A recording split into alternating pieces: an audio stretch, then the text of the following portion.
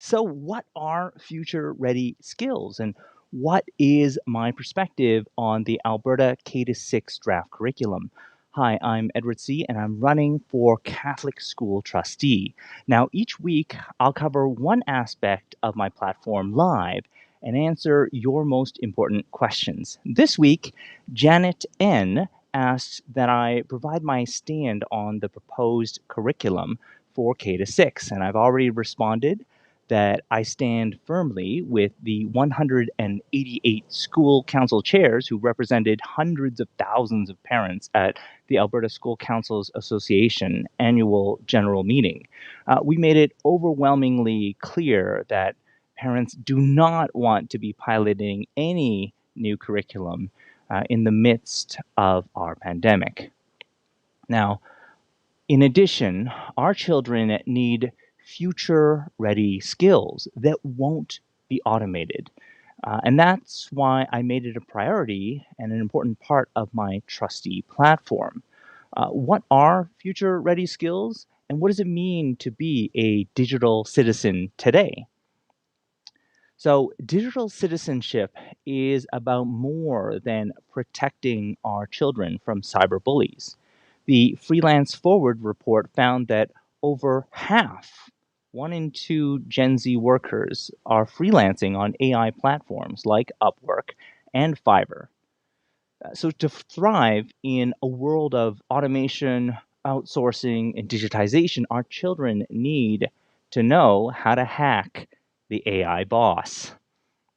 So, the three things that we're going to cover today are one, something I call Digital Citizenship 2.0.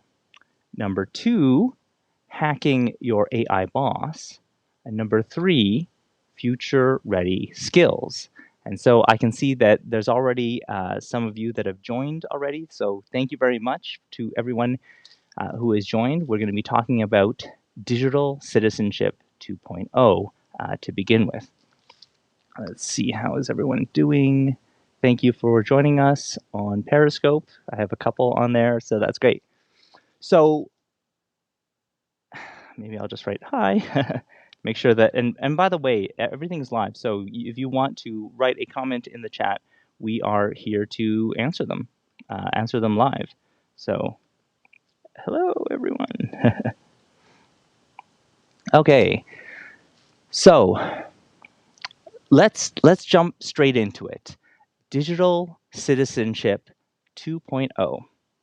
So being a digital citizen requires that you know that coding is the new law and data is the new vote.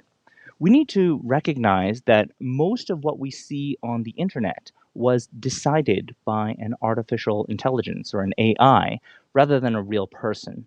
And that's why we need to think critically about what we see in our news feeds, and we need to be more careful about what data we share with others. So, digital privacy itself is mentioned in the proposed Alberta education curriculum under physical education and wellness.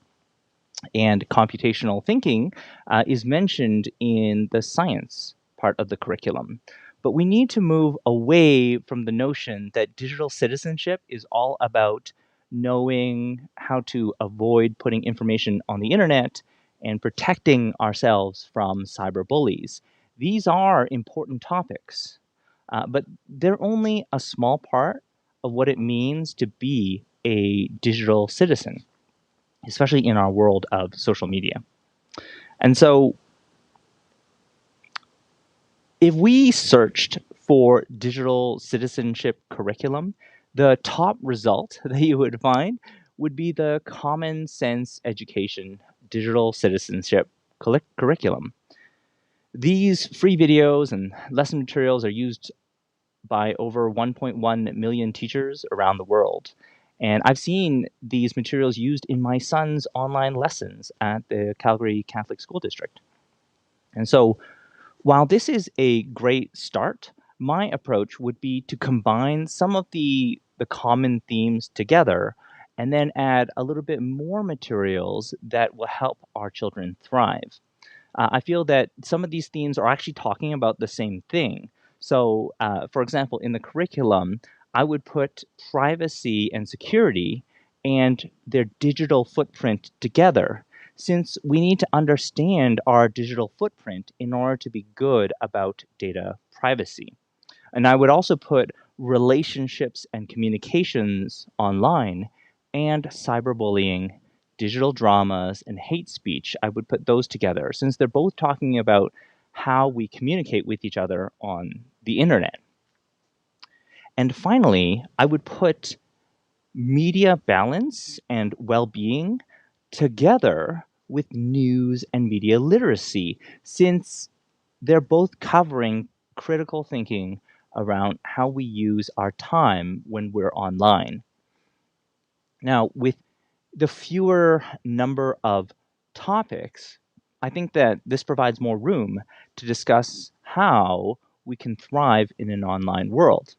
And we can do this by adding themes around where, like, the first would be where people perform better than computers. The second would be how to hack your AI boss. And then finally, what future ready skills are worth investing in.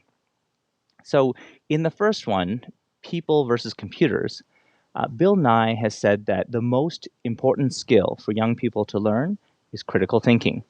So today, computers rather than people decide what we see on our news feeds. These computers are trying to get you to watch longer so that they can serve you more advertisements. They're not trying to make sure that the information that you see online is correct. And so when major news outlets get the facts wrong, it becomes very hard to know what news is real and what's fake.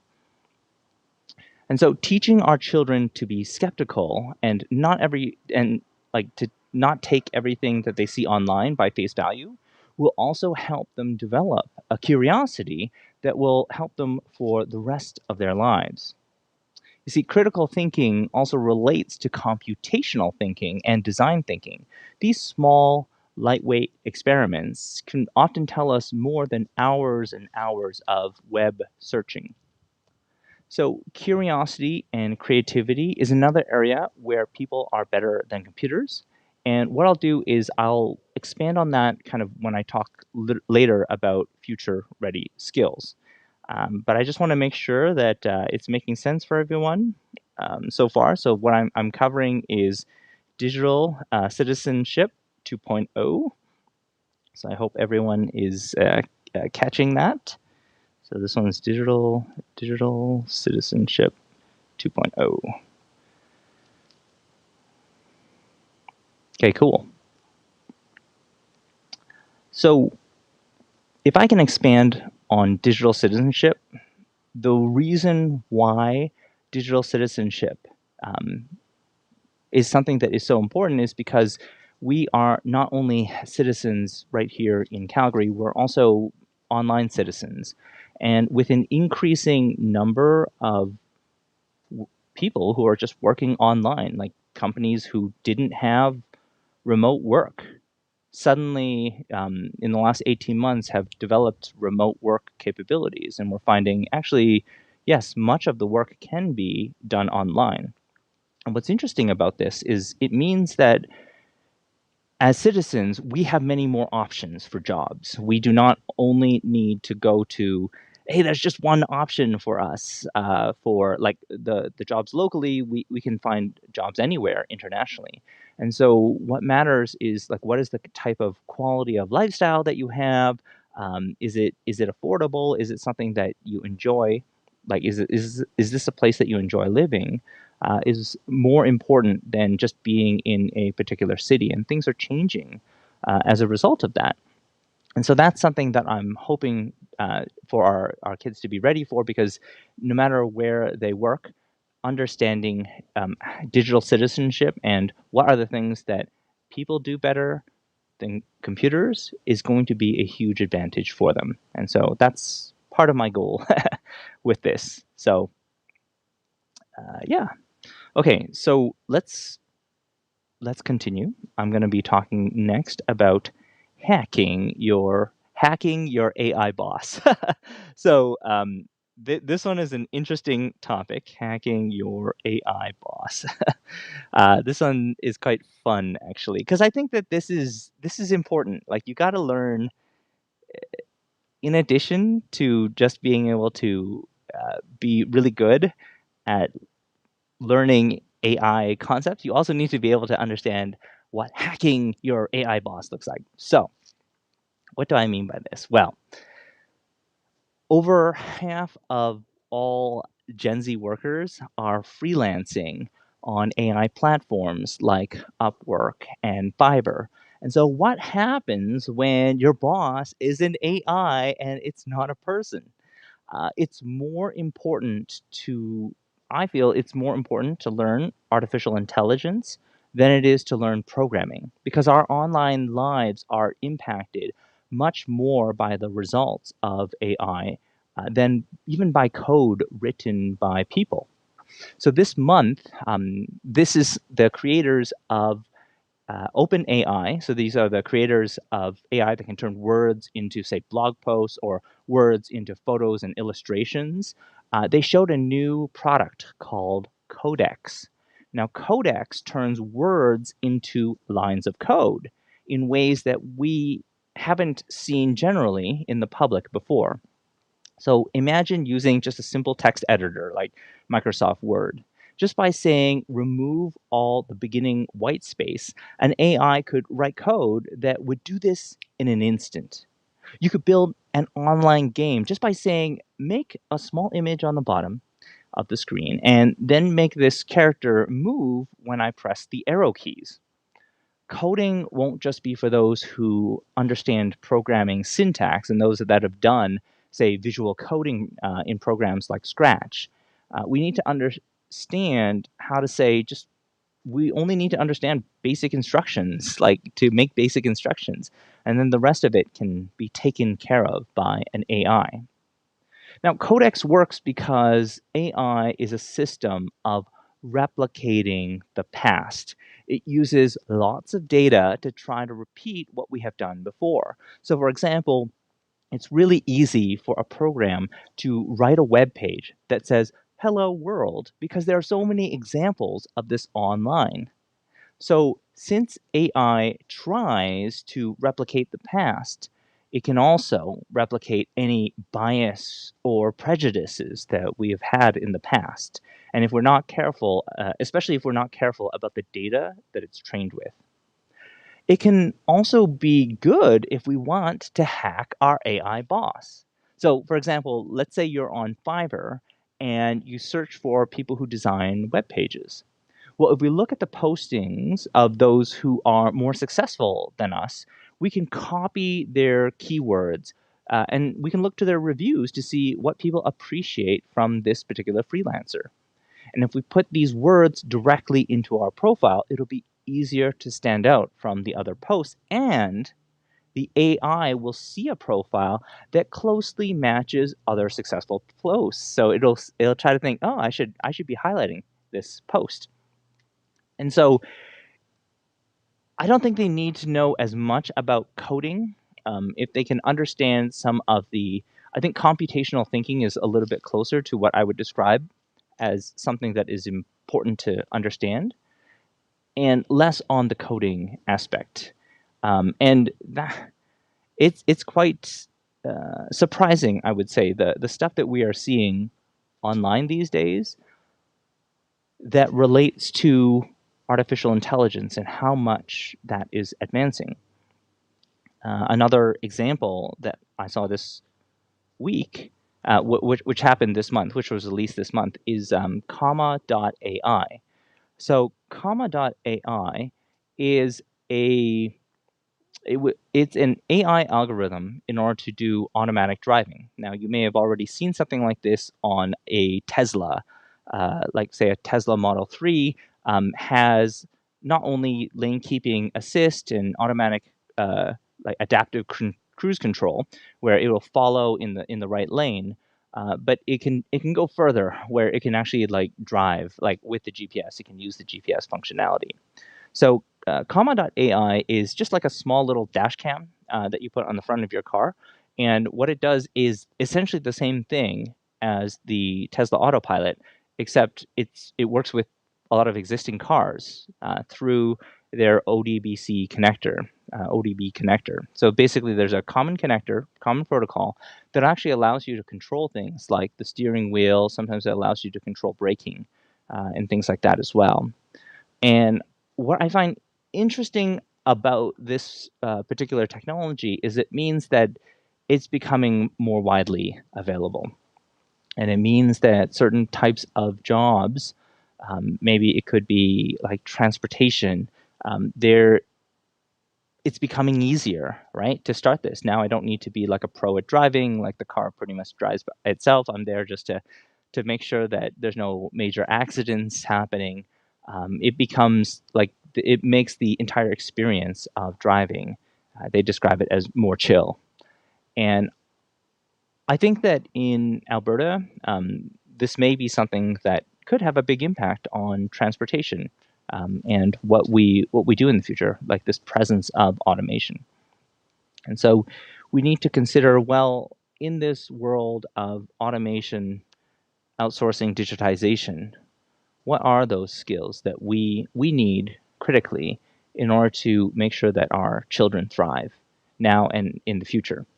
So the examples that I would say is like the way I see freelancing is it's the scary thing about freelancing is that the cost, and this is something I've said in the past, is that when you are using one of those platforms like Fiverr or Upwork, the cost of outsourcing, like of finding somebody else in a different region, is effectively zero, right? So there's no cost. So if somebody else that you see has a really good rating, why would you pay more, right, for the same skill set or the same work?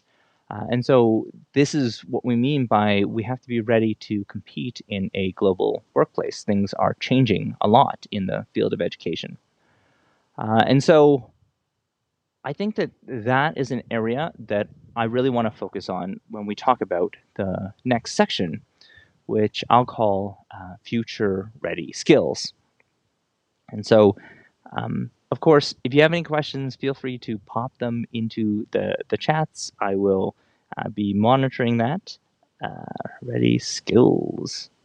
And for your reference, a lot of these particular things that I'm mentioning come not from my opinion. So I wouldn't take my advice straight. Like they come from books about the future and from experts in the industry. So, for example, Kai-Fu Lee writes the book in the AI Superpowers book. He says that one of the big challenges, one of the reasons why we need to focus so much on AI is that they are teaching artificial intelligence in kindergarten in places in China. And there, I've been working with schools in Dubai, for example, to develop a curriculum for artificial intelligence because many countries are recognizing how important this is and how much it's impacting our society today. They don't want to be left behind. And in the end, like it's about like data. It's about having lots of data, right? Like winning in the AI space is about having more data. And really, it doesn't matter that much how good the programming is or how good the code is. If you just have more examples, you will win. So that's why data privacy and AI is so important to learn about. And it's something that is not often or is not discussed enough in a lot of the curriculum. I've also included the gig economy. Um, I think that it's a good one because it talks a little bit about the world of freelance and how work is transitioning from this like we work full time for a particular position to we're now much more open to freelance gigs and we don't have a permanent job. People are looking for particular skills, and so these micro credentials is something that we're focused a lot more on these days. There's also the group information that we have from like it's your particular skills, it's your reviews that seem to have more of an impact online when you're watching. So that's another one. I've also included a reference to Weapons of Mass Destruction by Kathy O'Neill, because it talks a little bit about that type of bias that can be ported over onto these AI systems. So basically, they use the data, it contains a bunch of bias or assumptions that are built in, and then when we end up using that can affect the type of result that we end up seeing, and it can lead to really bad consequences. So she related it to her work during the financial crisis, how there wasn't models of this stuff, and it led to all sorts of weird behavior from computers when you did something that wasn't something that they had in the model before. So that's an interesting thing. Another one to learn a little bit more about algorithmic bias would be Algorithms of Oppression by Professor Safia Noble. She specifically looks into Google search and what happens with Google search when you are diving deep into like elements of bias, like what's going on, why is Google recommending these things that seem racist or they seem sexist. It's like there are certain types of data that are already contained in these public systems, and the pressure to make sure that they are free of bias isn't there. Like there's no financial incentive to really do it, and so that's why we need to know about, well, what kind of data is going into your AIs. And so data in AI is very important. Where does it get its data from? Will tell you a lot of like the ways that it's going to predict in the future. Again, AI is a system of trying to replicate the past. I also recommend Traffic Secrets by Russell Brunson. He talks a little bit about this notion of funnels. He talks about how people draw attention. I think this is a important skill, and a lot of what he recommends is just copying the best practices of other people, like people who are very successful, maybe somebody who is already an influencer in the area that you want to be an influencer. And that's a good way of getting towards that skill of, oh, being able to hack the AI boss. So he talks a lot about like, how do people hack the AI boss? They write copy, or they write like words that are very similar to those top posts. They create images that are similar to top posts. This is a skill that I think a lot of our children could benefit from learning. And so it is something that I find very interesting. And then lastly, I think I've also included the filter bubble. The filter bubble is another very interesting book that talks about how the new like personalized web is changing what we read and ultimately how we think. And so we believe that like we're able to like see all this stuff on the internet that's all fake, and then we just ignore it because we just filter it out. But our minds, our unconscious minds, are paying attention, and they can't tell the difference between what's real and what's fake either. That's why I often refer to artificial intelligence not as a type of intelligence, but more as like the unconscious, the automatic unconscious thoughts, like thoughts of our unconscious mind. Because what a lot of these algorithms are using as input is things like watch time. And you probably don't control like the milliseconds that you watch on any individual post, but your unconscious does. And so that type of data is being used to determine what post to show you next. And so we're not looking at like conscious, like, oh yes, we shouldn't be looking at this type of data. Like we are looking at a much more fundamental level. They're not even looking at how many likes, how many comments anymore. Those kind of things are not the priority for these algorithms, because it's all about watch time. Because more watch time means more ads, which means more revenue for these companies. And so, how can we understand this and thrive in the future? There's just so many different aspects, and that's why I say like we got to think like totally different about digital citizenship. What does it mean to thrive? The threat is not only from cyberbullying. In fact, many of the big threats that I see for my own children are from the biggest companies, the biggest tech companies out there. Those are the real threats that they'll be exposed to every single day. Uh, Sometimes we, I would say that sometimes, and I'll expand on this a bit more in the future. We give like we go really hard. Like we're very critical of particular individuals. Like this person in politics is like really bad and they're not doing their job, and we really are hard on this particular individual.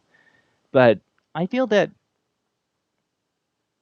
if we go back to model, like say in the Bible, um,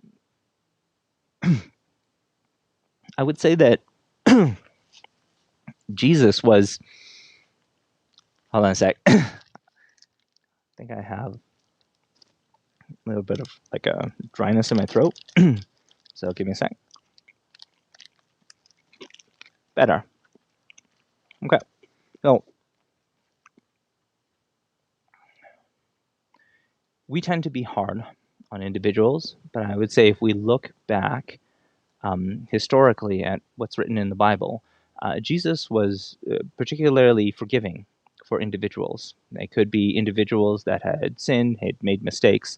He was surprisingly um, passionate, compassionate for individuals. But he was hard.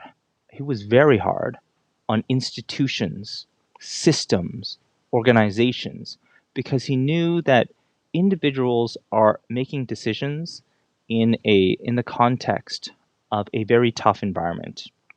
It's like people are doing what they need in order to survive. But institutions, systems, corporations, businesses, they're creating these systems that are making it difficult for people. And so that has been my approach to politics, that we as individuals need to look at the systems, and it is the systems that we need to be hard on. It is the companies, it is the organizations that create those systems that we need to be critical of, and that we need to push for change on. And it is the individuals that, like, we can be really mad about them, but it's not really going to make much of a difference, right? Because the system still exists. This kind of thing happened and it will happen again.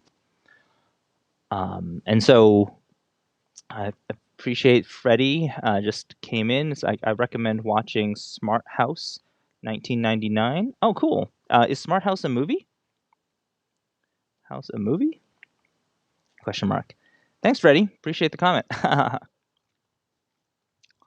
And thank you, Frankie E, for following. Appreciate it as well. It's always good to connect. Yeah. So I would say in this kind of environment, it's really about looking at the system itself. The system is changing, and it won't go back to the way that it used to be. Like I said, like with work itself, it had to change. It had no choice. Education itself had to change. This past year, 18 months, has been a time of great change. People said that they did in 5 weeks what they've been advocating for 5 years. That's the kind of level of change that we have seen in education. That's the kind of level of change that we've also seen in the worlds of work. And we've learned from this, and we are changing our practices as a result of it. And so that's why we need to be paying a lot more attention to what digital citizenship really means in our modern society. And yes, there are concerns, but it's not only the cyber bullies we got to worry about now. Now we also have to worry about the big corporations that are also part of the systems. And so that's one of the reasons why I'm trying to get out that there's more. There's more that we can learn about this. And when I talk about future ready skills, this is what I'm trying to cover. I'm trying to cover ways that we can improve and the chances that our children are going to thrive. And the chances that our children are going to thrive, and the chances that our children are going to succeed in the world of work, and we learn from this, and we are changing our practices as a result of it. And so that's why we need to be a lot more paying a lot more attention to what digital citizenship really means in our modern society. And yes, there are concerns, but there's also now and in the future. So I hope that's making sense. So that was future ready skills. Nope, that was not. So that was hacking your AI boss. And so now I'm gonna finally move into it. Future ready skills. Okay. Apologies, got a little bit sidetracked, but it's all good. It's all good. Let's see. Oh yes. Okay. So Smart House was a movie. Okay, I'm gonna check it out. Okay, exciting. Thank you, Freddie. Appreciate that. Oh, that's great. I love it. There's always like new films that people are recommending to me that are related to AI and stuff, and I love commenting on them because like in the Terminator, right? Like there's always this assumption that like AI is going to be like super intelligent, it's going to take over, and I'm like, it doesn't need to be intelligent to take over. I'm worried about the opposite. What if it's like not intelligent and it still takes over? That's even worse. And so that's the future that I'm trying to avoid. And that's one of the reasons why I feel it's so important to learn critical thinking. Now I'm going to transition to the last part, which is about future ready skills. And future ready skills is borrowing from some of the work that comes out of Toronto, the Ontario Institute Studies for Education, Michael Fullan as well. He talks about the 6 C's of 21st century skills. So what are these 6 C's, you might ask? There's some other iterations where there's 4, but I think having the 6 is a little bit more comprehensive, and I agree with Fullan in this particular case. So the 6 C's are creativity, collaboration, critical thinking, communication, citizenship, and character. So that might be a little bit too much. So what I'll do is let me break it up for you, and then I'll break up each one and then explain just briefly about what I mean by those. Okay. So when we're talking about creativity, I feel like I always start with this one because it's probably one of the most important skills and one of the hardest ones for an AI to copy. Because when we have creativity, actually all of the other skills follow. I believe the new revised Bloom's taxonomy actually uses this exact term. They say that like at the very top of the hierarchy of understanding is creativity. Because if you can be creative, you're creating something new. You've already got all the other ones. You've got critical thinking. You've got being able to communicate about it. You have all the other aspects. And so I like that. It's a good way of thinking about it.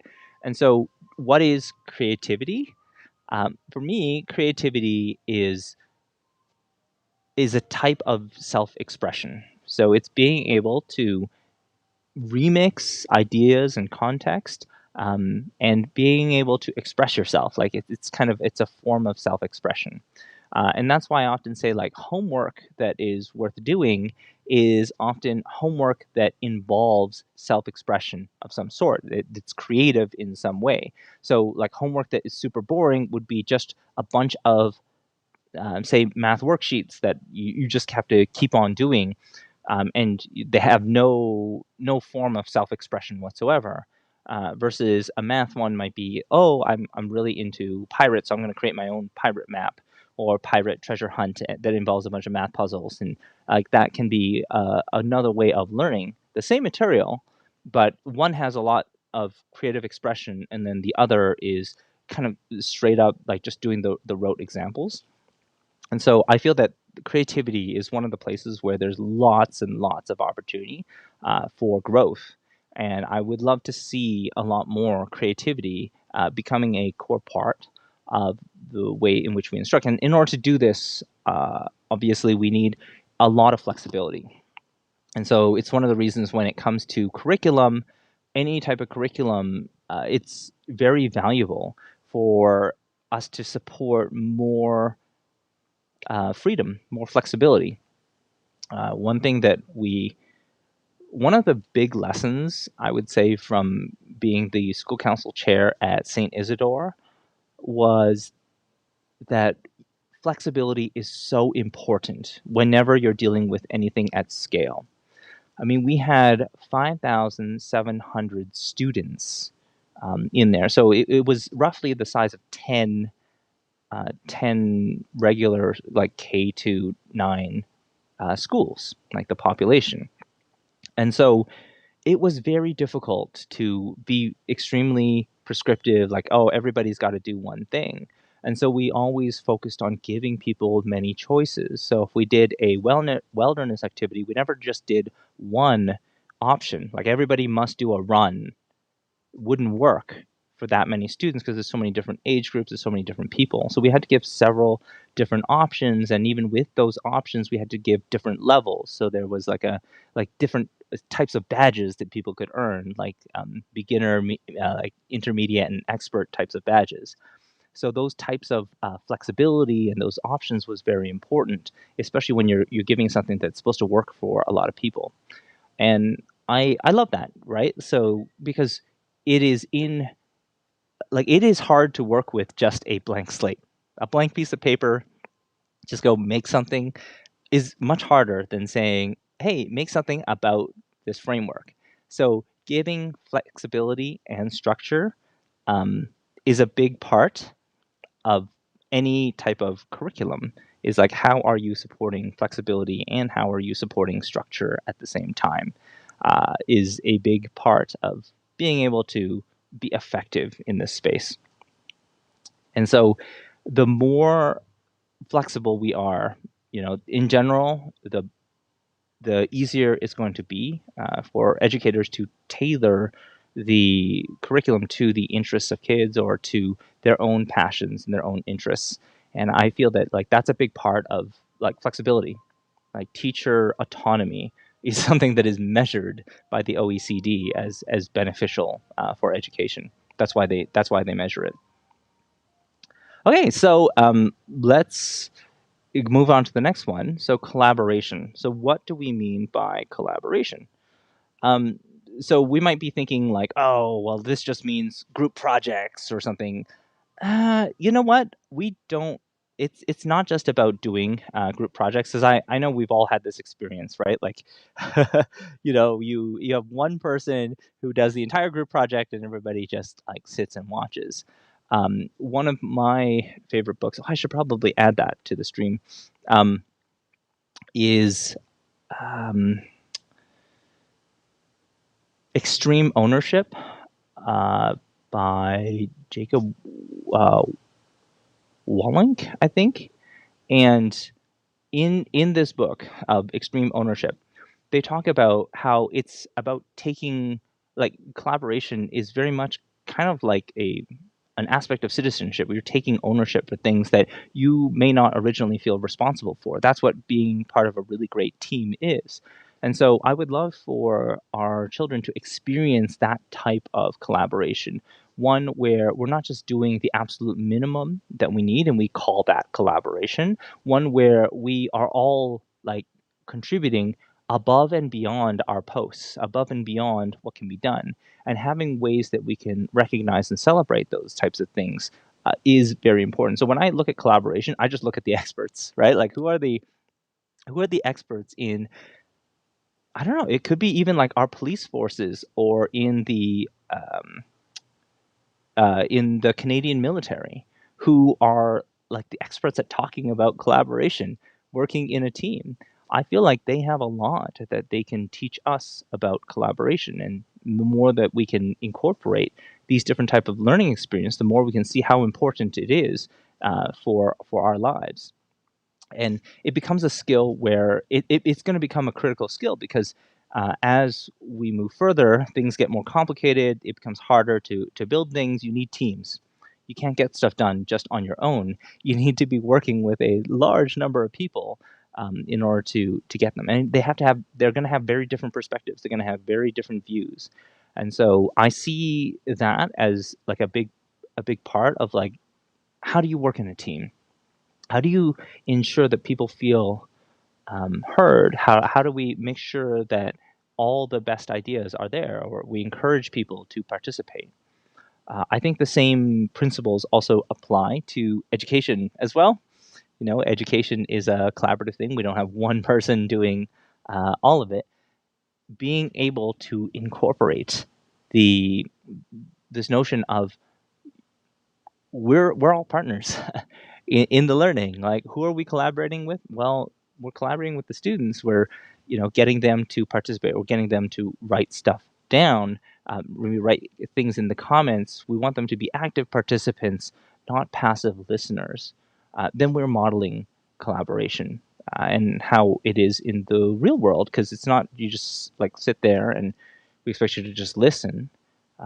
Employers aren't really paying you to just listen. They're paying you to also participate.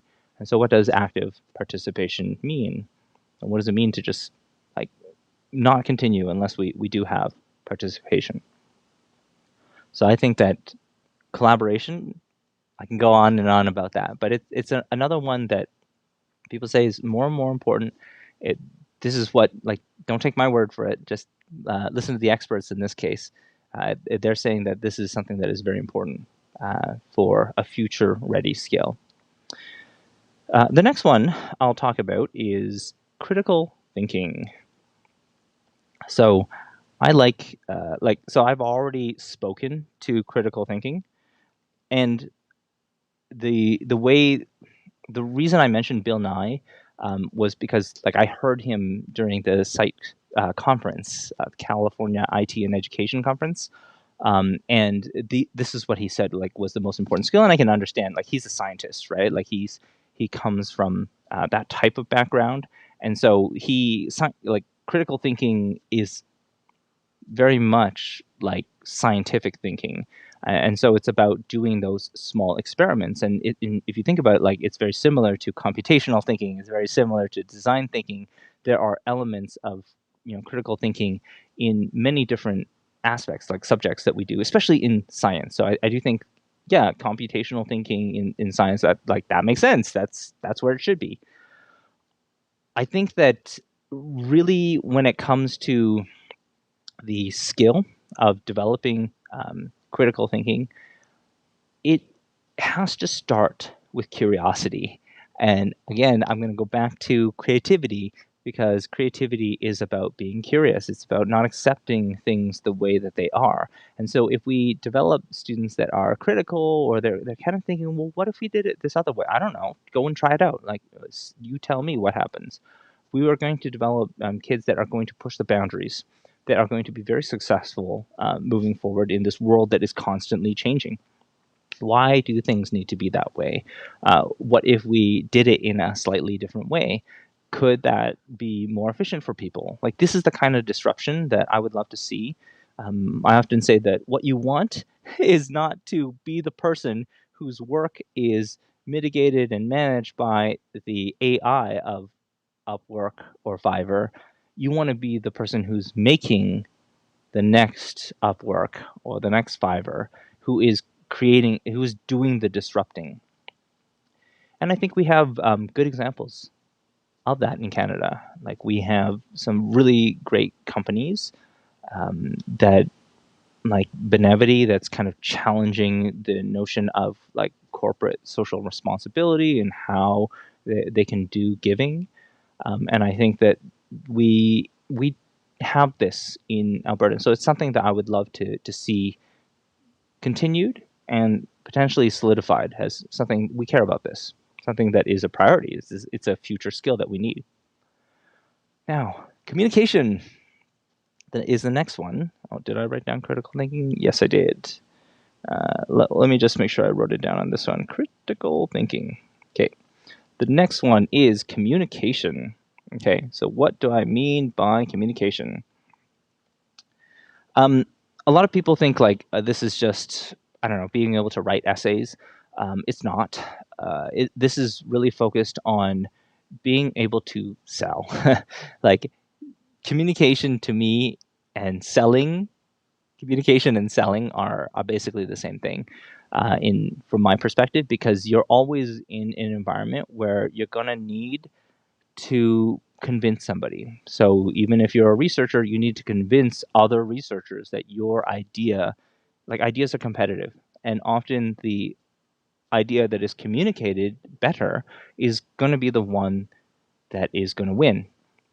And so if you can understand communication, you can understand where what are the things that people are looking for? How can we interrupt patterns, so that it doesn't seem like, oh, just another thing that I'm going to scroll through? How do we stop that thumb? um, the same kind of things that digital marketers use is a really basic skill that I think everyone should have some understanding of, because that is something that I did notice as well in even in working in tech, is that the level of technical expertise is high for everyone. Like you don't get in unless you have some level of technical expertise, but the communication skill between individuals, and I think people also refer to emotional intelligence as a type of communication skill. It is, right? It's your ability to tap in to people's like actual pains, their fears, those types of things that causes people to be very successful.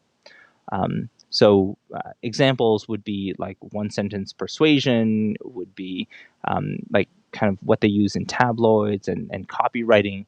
Those types of skills I think are very important no matter what you do. It doesn't matter if you're writing for science. Like I think some people see it as, oh, I would never do this because it feels like I'm trying to like be a salesperson.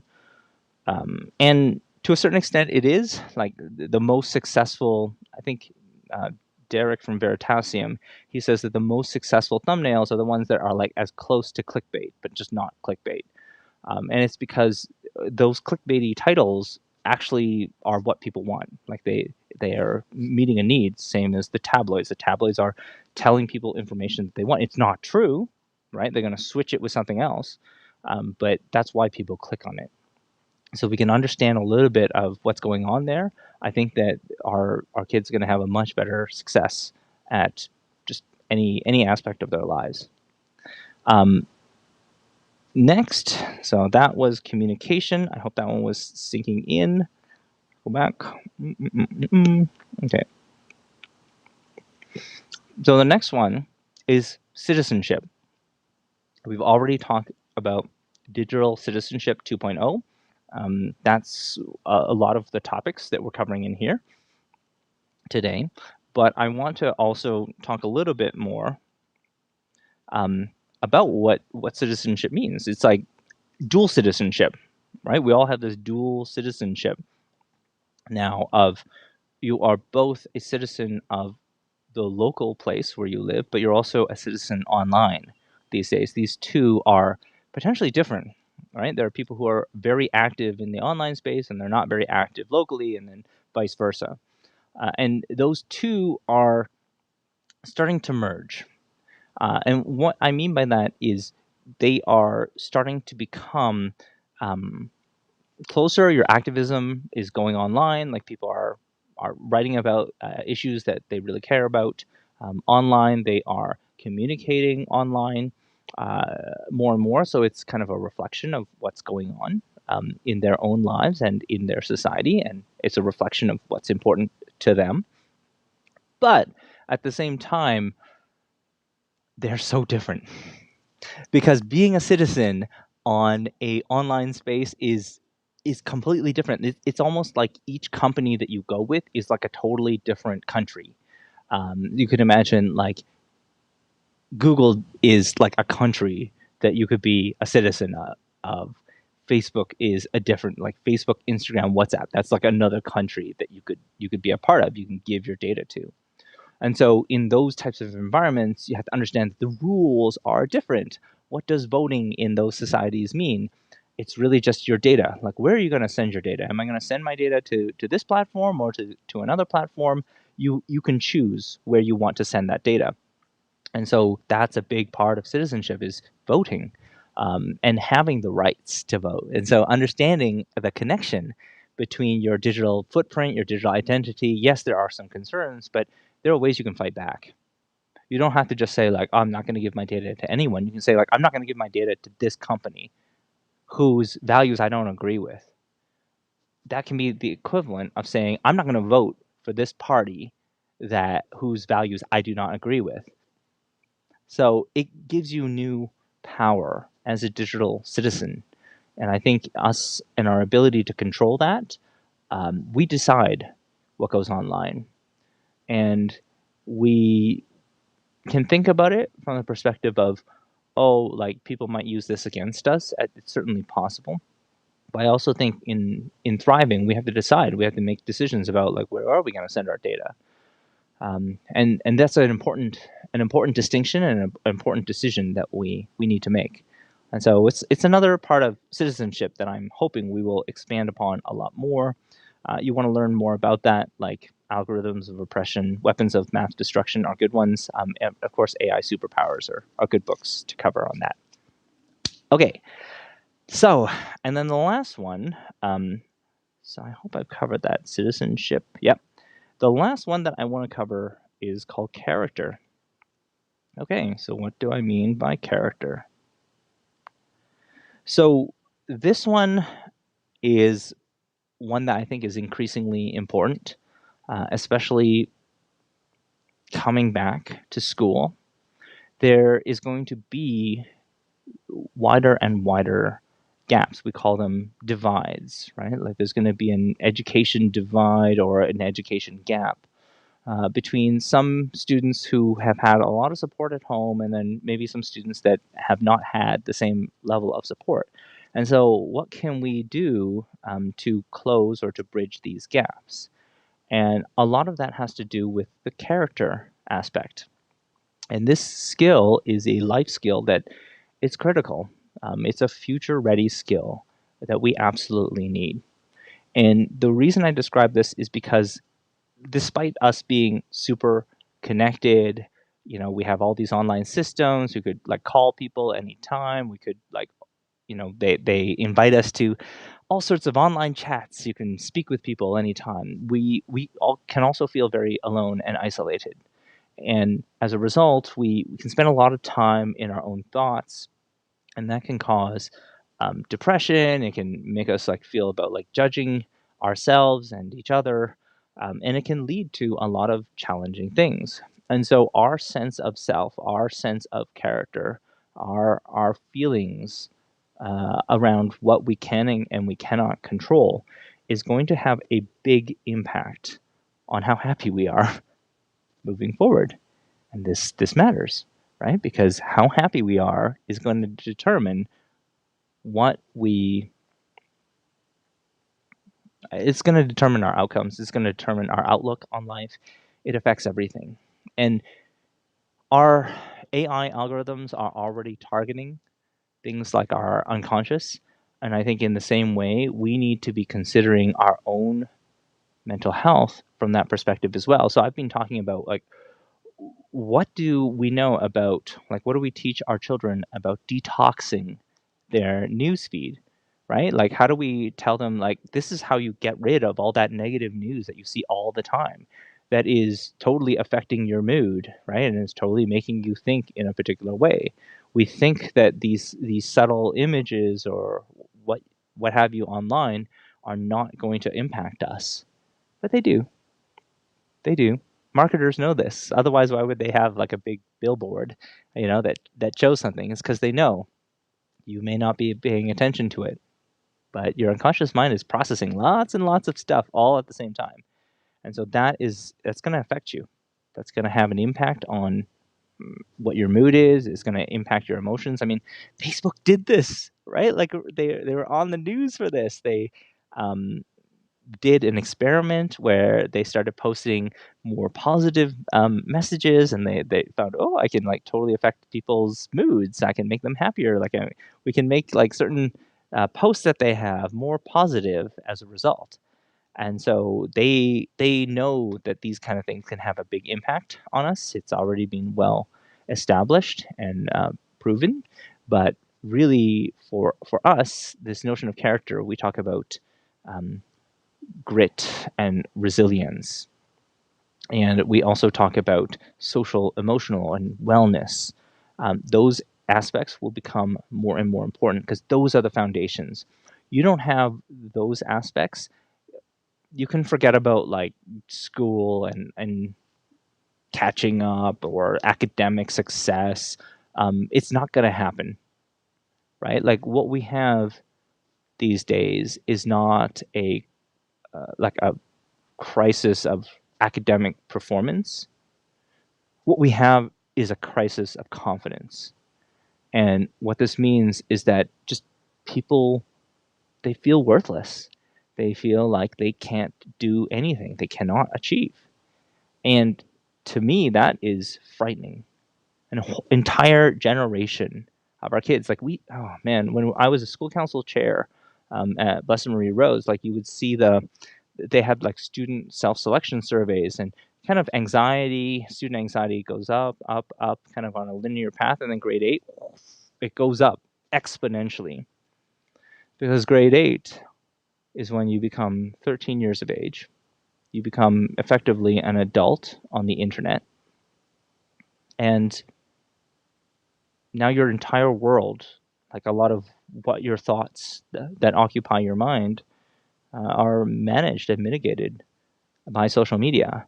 And so if you felt inadequate before, just wait until you have social media, and then they're only showing you the most popular posts out there of people that you may not even be in your class. They might not even be your peers. They might just be like influencers.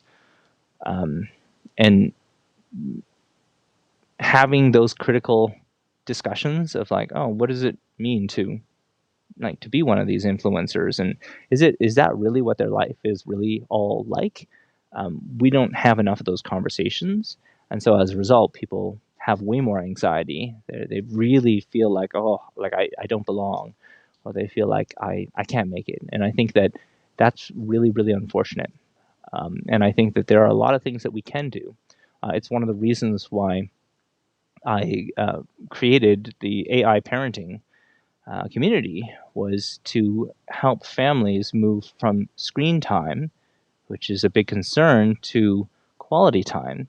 And we're doing that by first not sedating, right? Not using it for sedation, but using it for relating. So relating to their interests, trying to show an interest in their interests, caring about them, and believing in them. And I'll also add, like, one of the reasons why this is important to me, and like one of the reasons why I'm like applying to be a trustee, was because when I was young, like as an individual growing up with ADHD, undiagnosed, school was not easy for me. I did really poorly in school. I was probably like that 60 student, barely passing. And I do remember my parents saying, like, even if I got like really low grades, like 60s, they would always say, like, look at that one thing that you did really well. That is so amazing. I am so proud of you. And it's so different. Like, the way that I was raised is so different from many Asian families, where they're like, how come you're not getting this higher grade? Like, I am so disappointed in you, right? Like, you need to be able to get A's all the time. And I never grew up with that. It was the case that my parents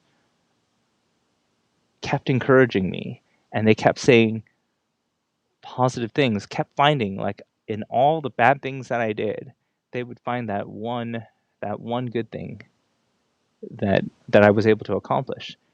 So they kept believing in me. They kept, complimenting me and giving me that positive energy, until I started to believe it myself.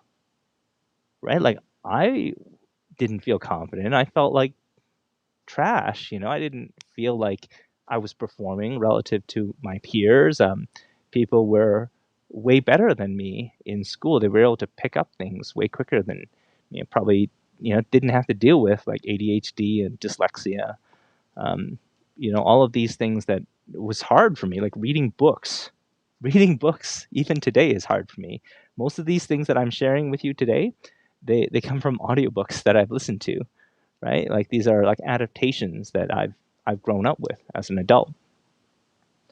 And so, to me, this is very important, right? It's important to this believing in our kids, before they believe in themselves is very important.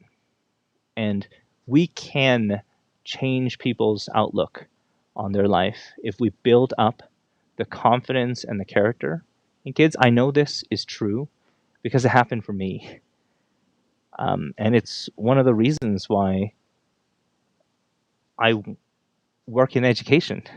It's one of the reasons why I want to give back what had first been given to me. Like I want to pay forward this kind of master class I had in positive parenting that happened before positive parenting existed, just because I had positive parents. I had positive teachers as well, right here in Calgary. As somebody who's like born and raised Calgarian, I've lived here my entire life. I can say that there are some amazing teachers in our public and separate systems. It's incredible. We need to give them the opportunity to shine and to be the types of role models that we need them to be. And so, with that, I'm kind of at my conclusion, and I want to encourage you because I know many of you have been, listening, and you've also been following.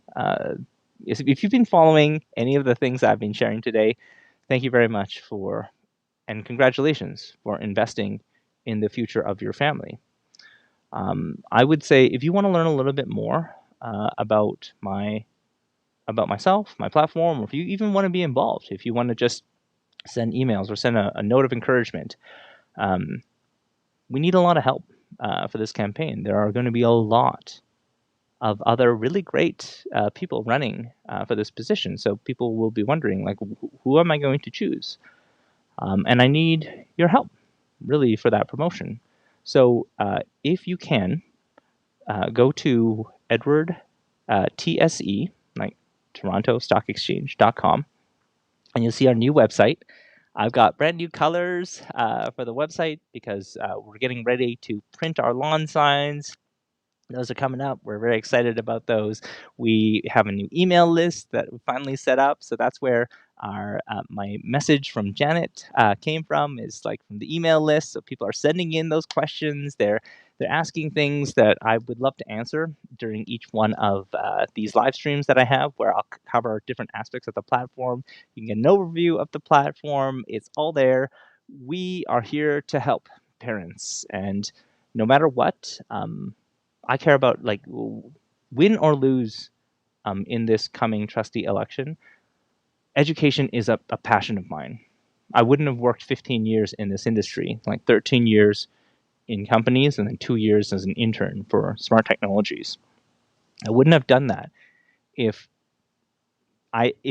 education wasn't something that I really was passionate.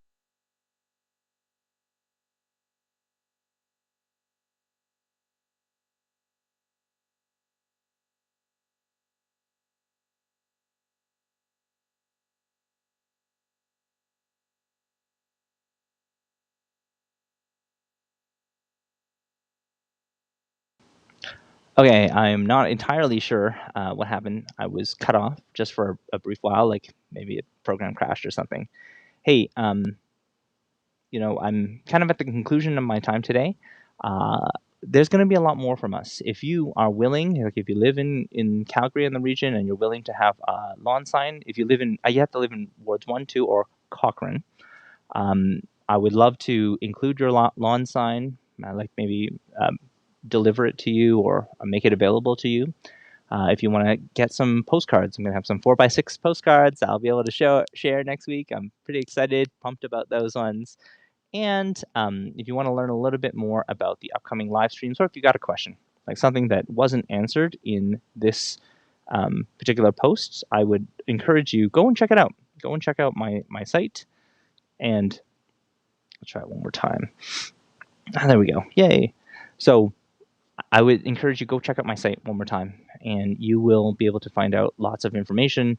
I look forward to hearing from you, speaking with you next week, answering any questions that you might have.